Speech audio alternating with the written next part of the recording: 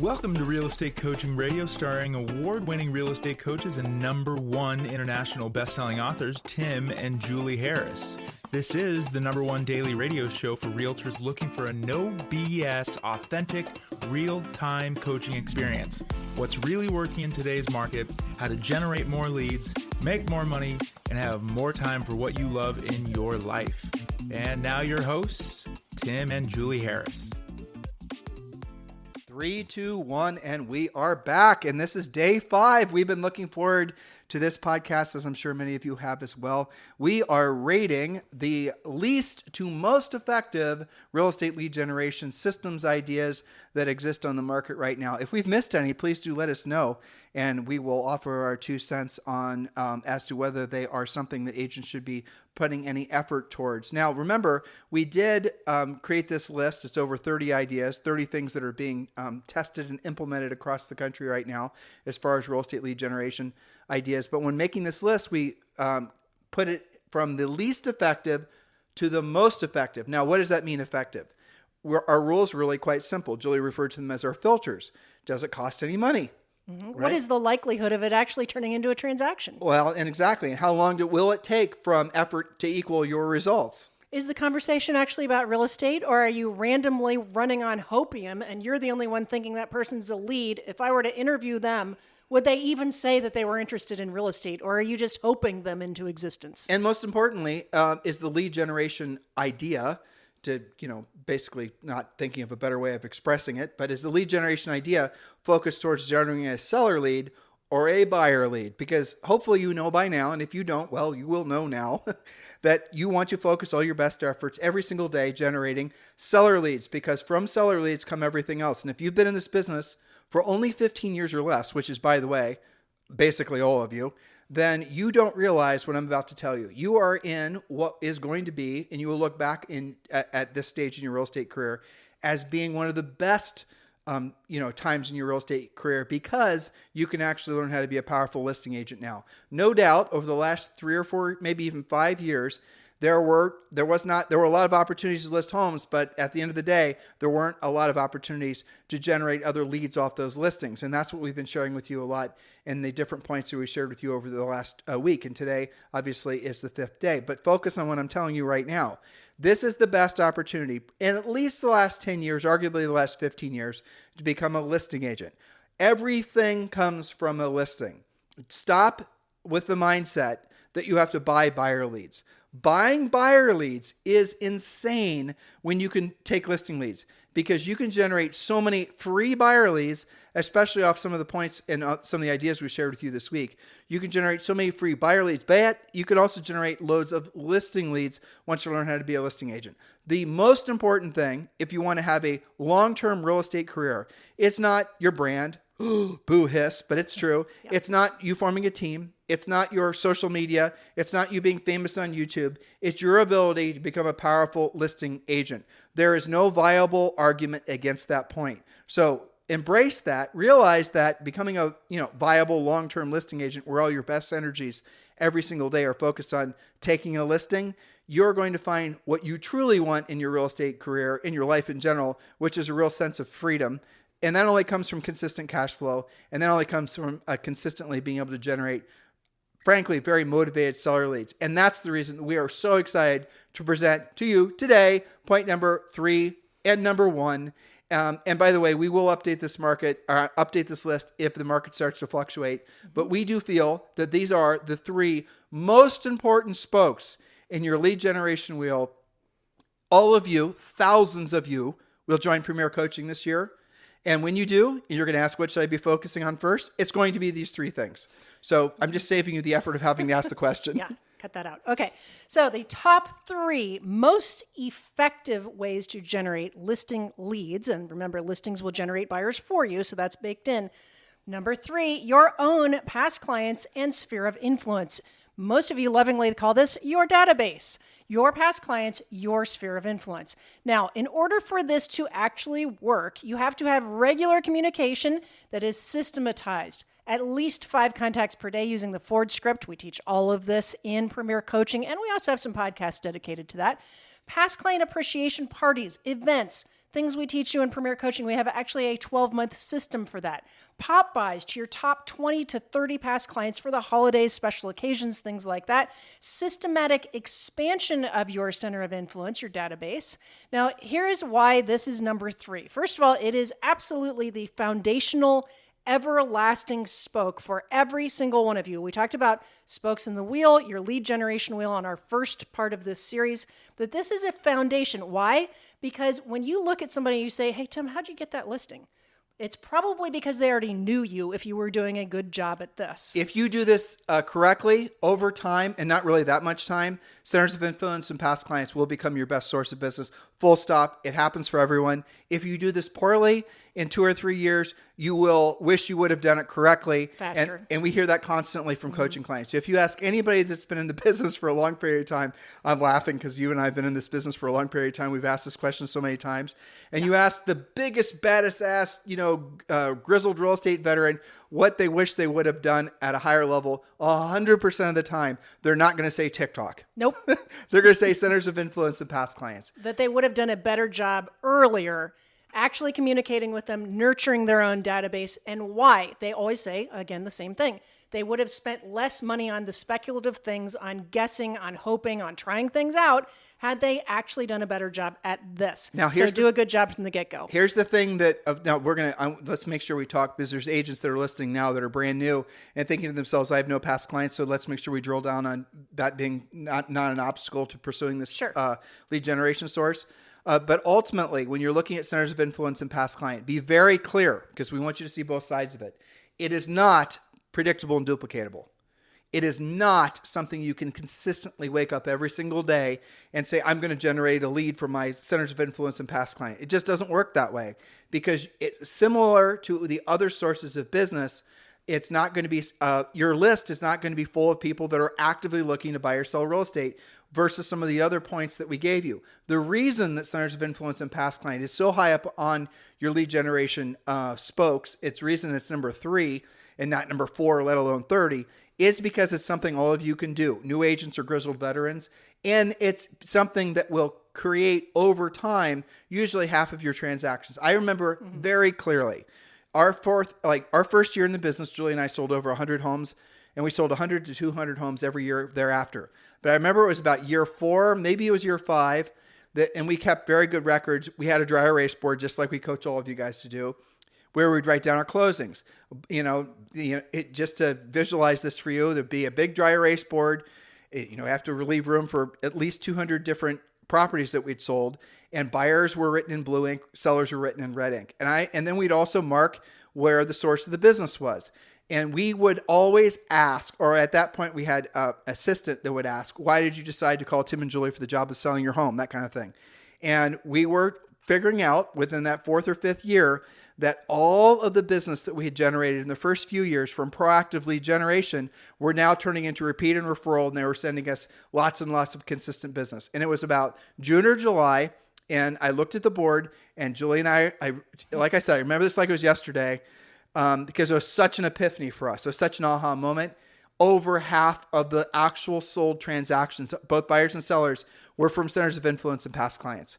And we hadn't even, I'd say on a scale 1 to 10, we were doing probably number 6 or 7 as far as how effective. But after that, we went to like 47. We got drilled down real quick. We did, because it was so obvious. But I think it's one of these things, like when I interview somebody for this podcast or just coaching clients, it is unbelievable how often they take their centers of influence and past clients for granted. True. And or they think that their way of winning their way into getting business from centers of influence and past clients is by dropping off tchotchkes and whatnot. Right. You have to be willing to do the work and make the call, because here's the chance what you'll experience. A lot of times your center of influence, or let's say your past client, someone you sold the house to, is going to be on another agent's center of influence list. So there's a good chance that other agent is dropping off forget-me-not seeds in April and pumpkin pies in November. So if you're thinking that you're going to win that person's business in the future by sending them a whole bunch of stuff over the preceding years and that's going to somehow get you in the end zone when it comes to getting that business when they're ready to list that house. What if there's other agents doing the exact same thing? You're not unique. And matter of fact, you've actually kind of diminished your own personal brand in the eyes of that consumer because you're the fourth agent that dropped off the forget-me-not seat. You guys get the point? So the thing that ultimately wins the day, and we really like this as well, and this is what we coach you to do in Premier Coaching, is direct proactive contact where you're actually having a conversation that's usually, frankly, not about real estate. And it's going to be a scripted approach and gives you a conversation outline to have with that prospective seller, that past client center of influence. And you keep the home fires burning, and then they will absolutely refer a business to you far more frequently than if you just dropped off a pumpkin pie last November. Be very clear about that. The agent who's willing to do the real work of real estate and be proactive with their contacts will always win. There was a really heinous article on Inman, which Julie and I love Inman, by the way. We're contributors. But the subject was total clickbait. The title is Cold Calling Dead or something stupid like that.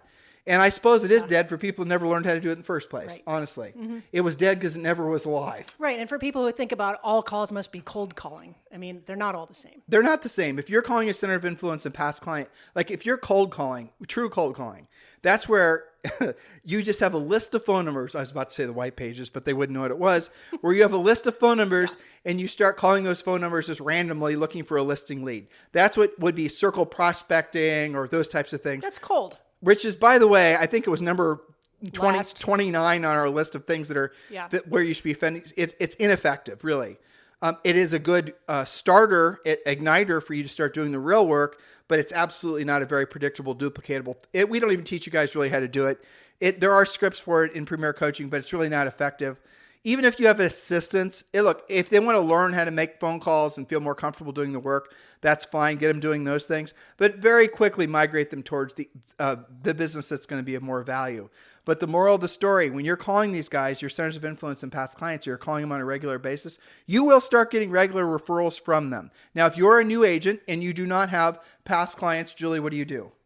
If you do not have past clients, realize that you may have past clients from a different iteration of your business. Maybe you sold something else and you do have past clients. They're just not real estate past clients, but you certainly have a center of influence. Those are your friends, your family, your relatives, your neighbors. You can start with your own neighborhood. You can actively build your sphere of influence list. And you can always, actually in the Harris Rules book, as well as the Real Estate Treasure Map, and of course in Premier Coaching, there's a memory jogger that helps you think of who is actually on your center of influence list or your sphere of influence list. Every single person listening has a minimum of 100 people that you can write down on your list today.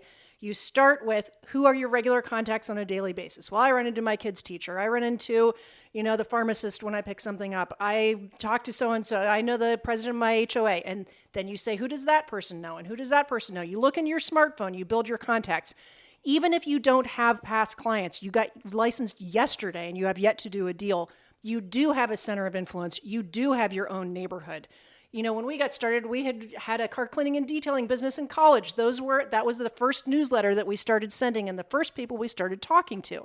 And it took a while to bridge that gap, but we did use that as our first center of influence. Now, if you combine point number 3, past client centers of influence, and you combine it with some of the previous points about being more involved in your community that we talked about before, those things in combination, like we've had, I would say some of my least well-known, most profitable coaching clients I've ever had would be focusing on centers of influence and past clients, but also worked effectively within a country club or a couple tennis clubs. It's like they had their own spokes under that spoke, right? I think of it as watch gears, right? If you open your watch up, you've got gears that are working in tandem with each other. So you can build, if you're going to get, like you said, and I would agree with you, many of our coaching clients have well over 50% of their business developed from this particular spoke. But you have to think of it with little mini spokes, right? So you might have a database, a center of influence with your kids' softball team. And then you might also have your professional center of influence. Then you've got your neighborhood, you've got your HOA directory. And maybe you also regularly go to a BNI group. You have to have more of this going more consistently with more contact than you think in order to get really big results. Rob Johnson, number 1 agent with his brokerage in Greenwich, Connecticut. One of the hardest markets to ever get any traction in, I'm sure, on planet Earth. Yeah, and the average sale price is probably $10 million. It's it's ridiculous. And the estates and the properties there are spectacular.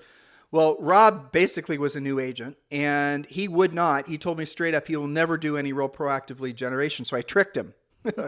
I said, well, what will you do? What do you do now? Like, what are the things you like to do as hobbies? And he told me the things he likes to do. And I said, well, okay, so let's talk about that. When you're there, tell me exactly what you do. Do you see the same people all the time? Well, generally speaking, I go every Wednesday at 3:00 or whatever, and that type of thing. I say, well, how about if we were to start figuring out ways that we could start having very low stress conversations with these folks where you're going to go to, let's say, your cigar smoking club or your shooting club. Remember, it's Greenwich, Connecticut, right? Or you're going to go to your whatever it is, and you're going to, your skeet shooting club. That was another thing he belonged to. Your LL Bean photo shoot. Well, not even LL Bean, more like Ralph Lauren, right? Your Ferrari skydiving club, wherever the hell it is. Exactly. Yeah, well, you're going to go there, and what you're going to do is you're going to intentionally have 3 conversations with folks where the last thing you ask them, you're going to talk about the weather, whatever the hell they want to talk about. And you're going to end every single time you do one of these things. You do one of these things 3 days a week. And every day of the week, every time you go, you have conversations with people just like you normally would. You can do that, right? Yes. So you end every conversation with a simple one-liner. Oh, by the way, like when the conversation's over, he's British, whom do you know who's thinking about buying or selling real estate in this market that I should be helping? Right? That was it. He would not be proactive, and probably in those environments that would not be very appropriate for him to be very proactive. So he would talk about whatever it is that they wanted to talk about that you normally talk about, when you're running with the bulls in your Lamborghini. I don't know what you do in Greenwich, right? Right. Okay. So, and then in that conversation, towards the end, you ask that simple, innocuous question. Oh, by the way, who do you know who's thinking about buying or selling real estate that I should be helping? And sure enough, what started to happen is he started getting leads from all those sources. And because his average sale price was so high, he didn't even have to get that many leads. He had a sale that came from something very similar where he was networking for $50 million. That's amazing. One of the most expensive houses in the United States to ever sell. Well, worth opening his mouth and talking about real estate, I should say. Exactly. And that came, by the way, from a professional center of influence from an agent in Manhattan that referred it to him. But it was still from him having these really indirect conversations that led up to real estate. Rob is a sweet guy, gentleman. And if I were doing business or sending business to Greenwich, Connecticut, he'd be my number one guy because everybody loves him. He's such a classy guy, just wonderful, wonderful person. And he did not want to tarnish he didn't want to be seen as being something he didn't feel like he could be, which is more of an aggressive, sort of more proactive lead generator. Fine. So do what you're doing, but do what you're doing and offer and remind them gently that you're in the real estate business, and you will be shocked how quickly you can get a business from that. I'll give you another example just to really belabor this point. Julie is a classical musician. And she used to play in various orchestras when we were in Columbus, Ohio, and she's played in orchestras in other parts of the country. Well, she used to go to, you can pick it up, your practice. Sure. Whenever I would have, and usually if you're playing one of these things, you have at least a weekly rehearsal before concerts. You have 2 or 3 rehearsals. And on purpose, I always would dress a notch nicer than anybody I was around. This is actually part of the Harris Rules book, talking about upgrading everything. And why was that? Because people would always ask me, oh gosh, you look so nice. What is it that you do? I sell real estate. Then that turned into talking about what they do, right into the Ford Family Occupation, Recreation, and Dreams Conversation Outline, which at the time I didn't really realize I was doing until we developed it more. And then I would say I just came from a closing. And end with, by the way, whom do you know who I should be helping buying or selling real estate? And we did do a ton of transactions from my music center of influence. We did. Okay, but why? I wasn't a secret agent about it. Well, you were in a way. What you did... under my parameters, yes. Right. So, and here's the thing. Julie was being obviously smart with that. If she had walked into an environment where she's a musician, all you musicians are introverts. They're certainly, you guys get the idea. They're not people that are very gregarious or demonstrative. Nope. Julie would show up and she'd be dressed professionally, and all of them, is at the end of the day, would have taken their work clothes off and they'd be dressed casually. And she stuck out, and she stuck out in a good way. And then she started getting leads from it. Now, here's the sub point on this. People have a tendency to want to do business with people that are like them And that is something that if you understand, you can leverage. And that has to do with people that maybe have the same religion. I mentioned Ben Salem yesterday. That could be people that have similar likes. I just told you about Rob Johnson. People that are musicians, Julie Harris. You guys get the point? So if you're being yourself, doing what you already love to do, if you have, even if it's just walking a dog, right? You're going to run into other dog walkers. People Buy or sell with me, adopt a pet for free. Exactly. I mean, there's another story. Tell the story since you started it. Are you talking about my dog walker? Yes. Okay. So again, somebody that said, I'm not going to be a prospector. I'm not going to cold call. I'm not going to do this, that, and the other thing. Well, what do you like to do? Well, I like to volunteer at the dog shelter and walk these dogs that are at the no-kill shelters. Okay, great. So that's something she liked to do. We expanded doing more of it. She started wearing a shirt and putting a shirt on the dog she was walking saying, I'm adoptable, ask about me, right? So that was her icebreaker because she wasn't going to be somebody that got in your face and said, hey, Tim, when do you plan on moving? That's not her jib jab, right? But what she did like to do is take care of the animals. She did become comfortable with talking about the animals. Then somebody would say, well, gosh, you don't actually do this for a living, do you?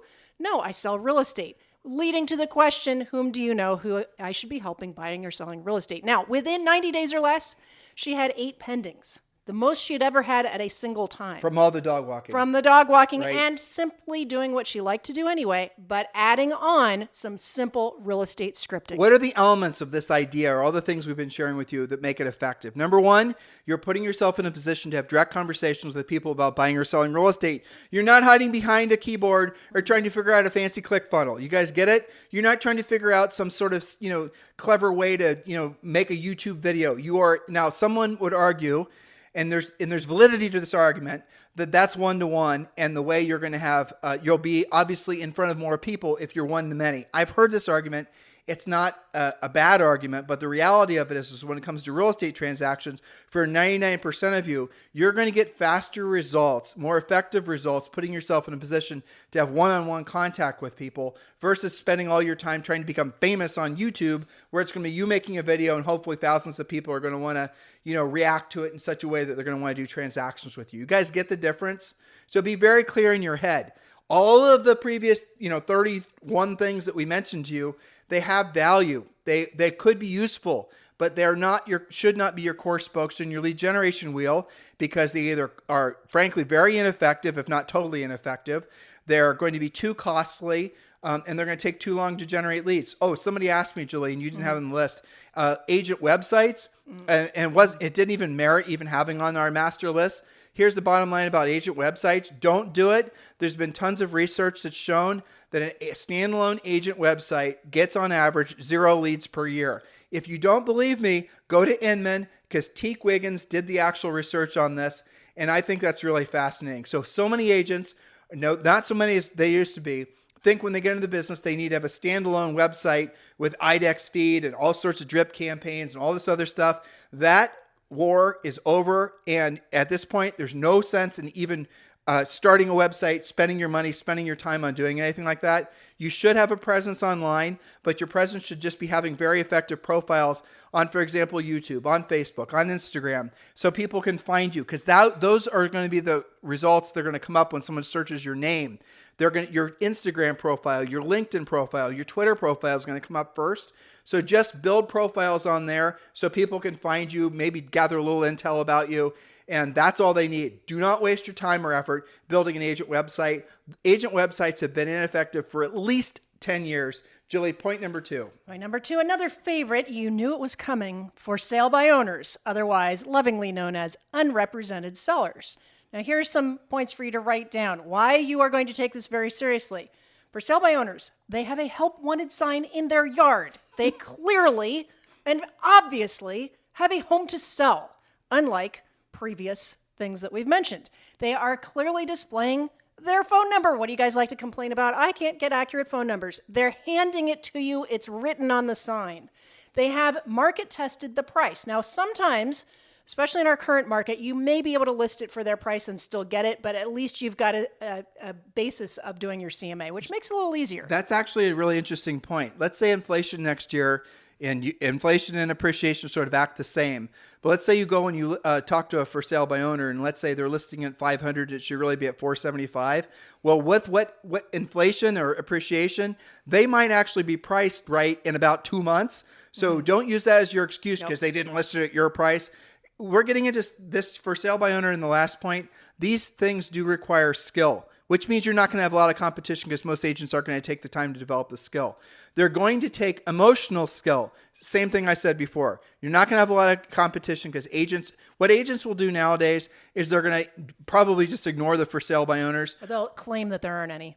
Or they'll claim there aren't any, or they'll just mail them something, and then they'll say, I tried for sale by owners, but it didn't work. It's because you didn't work them. Because you tried one. It doesn't make sense that if you're willing to spend so much money on all these other passive sources of lead generation, and you're spending so much money and so much time on social media, that you drive past a for sale by owner who's a seller who actually has a house for sale, that's giving you their phone number, who basically is looking to have a conversation with you about actually getting their home sold.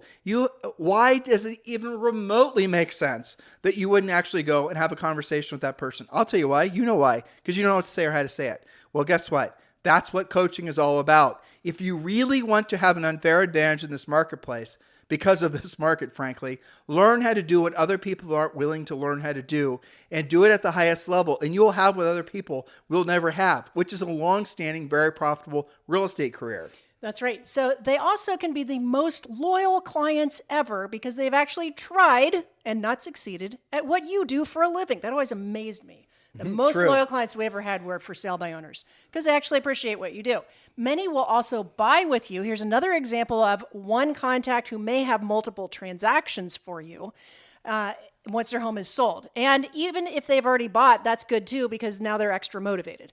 Now, this is, using our filters, super inexpensive and highly effective once you understand the prospecting and follow-up scripts. It can be and should be a major source of listings for you, not to mention the business that those listings produce for you. I'm not going to go after for sale by owners because everyone calls them. No, they do not. I promise you. You're not, or you wouldn't have said that. Exactly. You're just looking for excuses. It is harder than essentially making a TikTok video. It requires more. Actually, I'll argue that learning how to be a proactive lead generator nowadays is vastly easier than essentially learning how to be effective on social media. 100% I think that's true. Why? Because there's only a few things you need to know how to say and frankly questions to ask when you're dealing with any sort of proactive lead generation. It's a predictable, duplicatable pattern. It's saying the same thing over and over again. You say this, sellers say this. It's the same thing over and over again. Whereas with social media, the social media companies change the rules constantly. And there's more barriers between you and the actual victory at the end, right? Well, to Julie's point, you can actually get better and mark your progress getting better at proactive lead generation. Your effort equals your results, whereas in all other forms of especially passive lead generation that's digital, your effort could equal no results because some little algo change happened and the next thing you know, your videos are not getting seen or your TikToks are not getting seen. Look what happened with Instagram last year. Everyone was thinking Instagram's all about pictures. Well, guess what? Instagram now wants videos. And if you're not putting up videos, your pictures are essentially not getting shown to your people that have followed you. So all your pictures on Instagram now have to be videos, or you're not going to get essentially all the time you've wasted creating this big Instagram picture portfolio is now for naught because somebody just started creating Instagram short videos, and now the people that would have been exposed to your pictures no longer are because Instagram just decided to change the rules. No control for you. Exactly. No control for you. And you built your mansion on land you do not own. You have now basically had the landowner foreclose on the mansion. You lose the land, you lose the mansion. When you learn how to be a proactive lead generator, it does require skill. It does require effort. It does require some dedicated time, but the results are predictable and duplicatable. When you're a proactive lead generator, you can wake up every single day and you can say every single day, I will set a pre-qualified listing appointment today. How do I know it's true? Because we've had tens of thousands of coaching clients who have learned how to do just that. Be very clear. Proactive lead generation is the primary spokes you should have on your wheel, and then enhance it with passive lead generation. And I can tell you, I'm in control when I talk to, say, for sale by owners, because I can tell you without a shadow of a doubt that all 10 conversations I have today are with 10 people who absolutely have demonstrated that they have a home to sell And I easily got their phone numbers, and I easily found them. I didn't have to double opt-in drip system them to try and hope that they find me. The control is much better. You can create your own predictable, duplicatable outcome. Drill down on what Julie just said, guys, because if you're, for example, saying, well, I'm doing prospecting, I'm cold calling, I'm doing circle prospecting, you're calling and 250 might be interested in doing a real estate transaction where you have a list of 10 for sale by owners and all 10 of them want to do a real estate transaction. I like that ratio better. And so why aren't you doing that? Why not? Oh, guess what? It's a skills thing. You can learn the skills. And once you learn the skills, here's the other thing that's nice. Once you learn the skills, they're transferable. If you decide, as Julie and I did, you no longer want to live in Columbus, Ohio, and you want to live someplace where it's warm all the time, your skill sets transfer. If you spend a lot of time building a geographic farm and doing all this specialized stuff in your home market that was all predicated on passive lead generation, and you decide to leave, you're going to have to recreate all of that. And we've had coaching clients who were overinvested with passive lead generation in one particular geographic area. And for whatever reason, that geographic area, maybe the local employer, went to pot or whatever, all kinds of different things happen. A hot neighborhood in 10 years can become a cold neighborhood, but they were stuck in that neighborhood because they invested so much time, direct mail, postcards, all this other stuff. And they never actually learned how to be proactive lead generators. So the puck moved and they couldn't move where the puck was going to be. Don't let that happen to you. All right. So on the very top of the list, the icing to the cake is number one. You knew I was going to say it. Expired listings. I would say expired, withdrawn temporarily off the market, but especially expireds. Now, the most motivated not only relist right away, but will do what's necessary to get the home sold, price, condition, etc. They will literally tell you, just tell me what to do. No expired ever expects to have their listing expired. In other words, They're coachable. They know what the price isn't. Which is good for you too. Think how much easier your CMA is. Advanced coaching, though, sometimes expireds are actually priced correctly and you don't have to lower the price. Sometimes in a market like what I described before with inflation in brackets, appreciation, an expired might be underpriced. It just was essentially underserved by the previous listing agent. And that's obviously what we drill down in Premier Coaching and teach you. We think right now, and I would love to have someone argue effectively with me about this. We think expired listings are the single greatest opportunity that the real estate industry has offered to agents in at least the last 15 years, more than social media. And why? Because they require skill and because there is going to be an extraordinary number of expired listings, especially over the next 2 or 3 years, because so few agents know how to get homes, essentially sold in this market. And that is going to be an unbelievable sea change to who are the most dominant agents in the industry. Agents who've only had real estate businesses in the last 15 years, who've been doing the branding and the marketing and the buying of the buyer leads and the building of the teams and all the rest of it. You've done the right thing in the right market, but now the market's changed. Are you going to change with the market? This is your opportunity to become basically your own powerhouse, your own listing leads generator for buyer leads. You don't have to buy leads anymore as long as you know how to be a very effective listing agent. Expired listings, knowing how to actually get those listings, is a skill set that few agents have learned to develop over the last 15 years for a whole variety of reasons. We're here to tell you expired listings are the single best opportunity in real estate right now. And if you were to ask Julie and I what we would do if we were to get back in the business, 100% expired listings. And the second thing is centers of influence and past clients. Yeah, and with some for sale by owners as well. Yeah. Yes. Okay, so back to expired listings, everything that you just said, and especially, you were talking about sometimes you can get it back on the market at their previous price or even higher, especially the older ones, even a year old, 18 months old, you're probably going to hit them out of the park this time. Now, in addition to the obvious fact that they clearly have a home to sell and are not random cold leads like other sources, many of them, just like for sale by owners, will also buy with you once their home is sold. Some of them are investors with multiple homes to sell. This is an inexpensive and extremely effective source of business. And we're even going to help you out with that. You can text the word RED to 47372 for your discount at RedX. RedX is a company that supplies you with phone numbers for sale by owners and expireds. So text the word RED to 47372 and they'll text you back a discount. I think it's $150 that's right. off your first month. And they actually will go into your MLS, pull up the phone numbers, all the listing data. So you wake up in the morning. Remember I said you can wake up in the morning and you can set a pre-qualified listing appointment every day. That's your shortcut to getting that done, so you actually don't have to do the work yourself. Some of you say, well, I'm going to do expireds. And then you go to the MLS and you try to search, well, here's one that just expired. Then you waste 2 hours trying to find phone numbers. Stop playing games. You know exactly what you're doing. You're trying to procrastinate picking up the phone because you spent so much time trying to generate the lead. Don't waste time doing the busy work. Do the real work. Get a subscription to RedX. Just text the word RED to 47372, and they will do all the research for you. And that's the shortest of shortcuts to expired listings. But guys, listen, at the end of the day, this can be the best market, and this next 3 to 5 year stint in the real estate industry could be the best experience as far as helping people making money of your lifetime because of this market.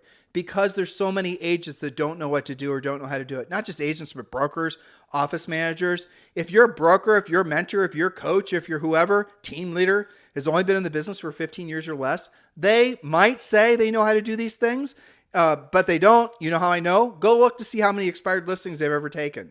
You got to be super careful who you're listening to and frankly, the advice you're taking, because in a market like this, one little misstep is going to put you off direction more than you can possibly imagine. Look at, for example, just staying on expired listings for a second. Go to your MLS, research to see how many expireds there have been in the last 12 months. Do that. Not just your little geographic area of a 30-mile circumference of your home. Nope, your entire MLS. I've had different agents listening to the podcast and coaching clients have done this. The number in some cases is going to be over 10,000. You're going to be shocked.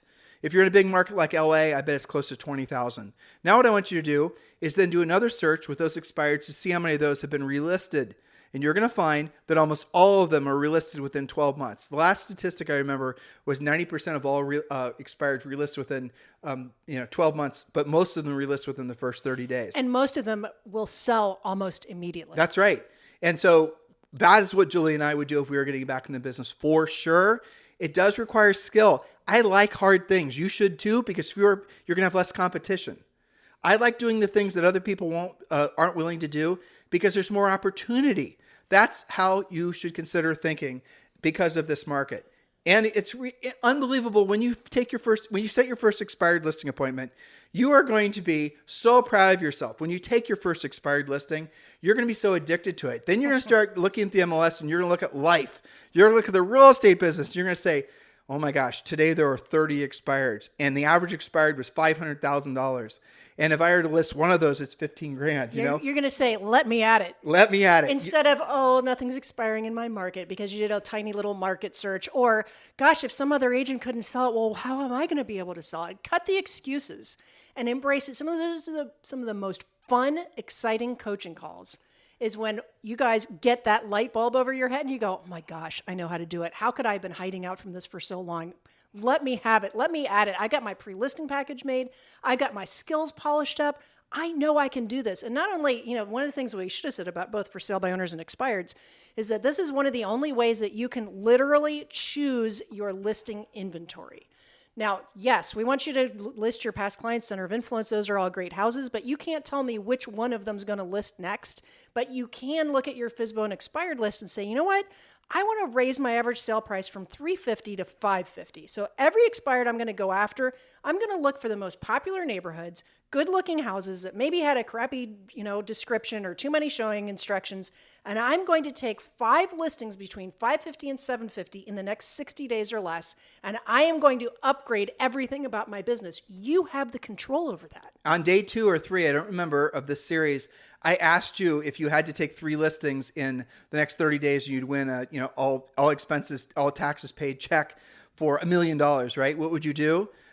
You knew automatically it wasn't going to be doing the passive stuff that you've been led to believe is going to get you success in real estate. You knew exactly where I was going with our 30 plus points with regards to the least to the most effective sources of lead generation. Now it's up to you to do something with this information. And I don't know why you wouldn't.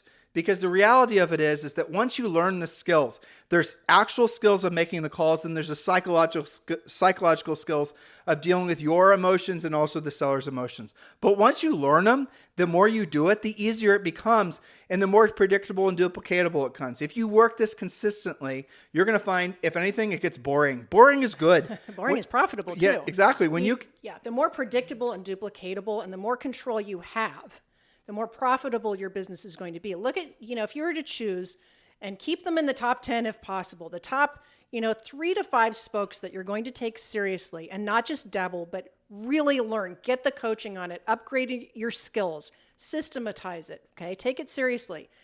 The expenses involved in the best spokes are minimal. Yep. You can run a kick-ass, super profitable business with a really high net and really high skill using the best spokes that we've presented to you, have all of the control in your corner, and have so much more confidence. And I have to say, having many coaching clients that have done this at a really high level, their stress level is lower too because they're in control. They're not subject to the whims of, these other companies or online platforms or what the market's feeling like doing. The agents that are really great at those top spokes, it doesn't matter if it's a buyer or a seller's market. It doesn't matter what the interest rates are. They're in absolute control. They hardly even think about those things. They think about who is my next listing. So please do not say Tim and Julie Harris are not advocates of social media. Please do not say Tim and Julie Harris are not advocates of you guys building staff, adding teams, doing the branding, all the rest of it. All of those things have a logical place in your business, and we're huge advocates of them. A lot of that stuff is a hell of a lot of fun. Let's just be honest. Right? They are. They just, frankly, working on your brand and working on videos and whatnots is more fun than calling an expired listing. But the expired listing, the results you get, the money you make, the efficiency of the effort equaling results, ultimately, that's how you guys get rich, where your money works for you. You no longer work for your money. So see these things as they are. Now, I'm going to give you permission to do something. And this is something that might sound a little bit in contradiction to this week's podcast. If you were to choose, Julie just said it, but if you were to choose only a few things to really get good at, don't just pop from one to the other. Do them methodically. Start with the most effective, get like 90% efficient at it, and then add another spoke. Don't try to do multiple spokes at the same time. Otherwise, you're never going to get good at any one thing. But what happens is if you get good, when you get good at the proactive lead generation, you might choose to never do the passive lead generation. And guess what? You won't have to. You won't ever have to consider doing any sort of direct mail or any of these other types of things if you choose not to, because you won't have to, because you're getting consistent business and making lots and lots of money, because you're seeing effort equaling results, and you're saying to yourself, when some prospector calls you trying to sell you some geo farming whiz bang idea that's a complicated CRM with some direct mail postcard widget, he's going to somehow predictably use satellites and artificial intelligence and alien secrets to know what sellers are going to potentially list their house next. But it'll only cost you $15,000 a year with a minimum commitment of at least 1 year, and that's how long it should take. What do you mean you want results? What do you mean you're asking for some sort of like validation that this idea works? These are the things you guys fall prey to, and you're going to say hell to the no, because you're going to know with confidence. You won't even take the call, frankly. You're not even going to read the email. You're going to know confidently. Or how about all these people that are calling you? Hey, Julie, are you interested in taking on any buyer or seller leads? Right? You're going to say, nope, I have all the business I can handle. And if I want more, I know how to take it because I'm a proactive lead generator. How about I sell you some leads? Exactly. So ultimately, guys, you can be a very effective proactive lead generator and choose never to do the passive stuff. And the other advantage of doing it that way is you have massive margins. Some of the biggest, like Jade Mills out in LA. I had her on the podcast a while ago. And she, if you guys know who she is, she's really a true icon in the real estate industry. Well, guess what? She has virtually no team, and most of her lead generation is done proactively, voice to voice. Now, she doesn't talk about that. When I asked her the questions about that on the podcast, if you want to go back and re-listen to it, you'll hear she's kind of hesitant to answer the question because it's not trendy for you to say, I work directly with my sellers. I don't delegate sellers. I work directly when doing all my pre-qualifying. I don't delegate that. A lot of you think there's some sort of, I don't even know, romance or some sort of honor in never having to learn how to do the real work of real estate. Well, you can delegate everything, but you will have no profit margin. So, guys, this market is going to create more real estate millionaires than anything we've seen in the last at least 15 years. You have to learn how to do the real work of real estate. Please consider becoming a Premier Coaching client. Text the word Premier to 47372. Text the word Premier to 47372, or just go to premiercoaching.com. Thank you for continuing to make this the number one listened to daily podcast for real estate professionals in at least the United States. Thank you to all of you, especially Agent Magazine, who have voted Julie and I the number one coaches for 2022. Thank you for keeping Harris Rules the number one of the top books of available at Amazon, Barnes & Noble, every major bookseller, one of the best-selling real estate books of all time. It is truly our pleasure and our honor to be your real estate coaches. Please do something with this information. Please don't just listen to it and say, well, that was a good use of my half hour or whatever. Please actually apply it. Make this market your market. Remember, your highest and truest purpose on this planet is to be of service to other people. You have to earn the right to be of service to other people. And when you do, through your skills and your approach, you will be absolutely, completely blown away by the success in all measurable ways that you frankly possibly couldn't even dream of. Financial, personal, emotional, all those things will come your way when you are of service to other people. Start with a mindset and then follow it up with a skill set. Have a fantastic day. We'll talk with you on the show on Monday. This podcast is a part of the C-Suite Radio Network. For more top business podcasts, visit c-suiteradio.com.